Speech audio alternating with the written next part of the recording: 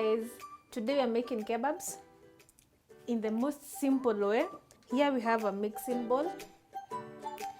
The main ingredients of kebabs is the minced meat. This is around a quarter kg. We have garlic,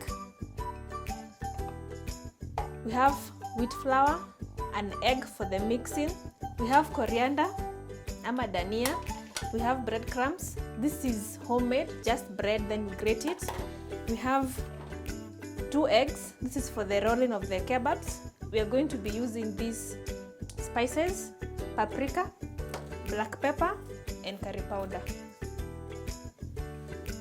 And we also have onions already in a pan with some little oil. We are using spring onions.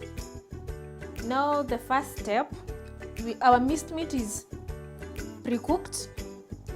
We are going now to be frying the onions, saute them. From there we are going to be adding garlic and our spices, which are now going to come and mix everything in this bowl.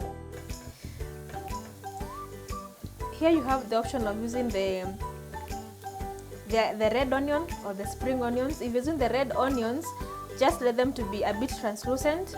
If it's the spring onions, the same thing. You just cook them for a little bit.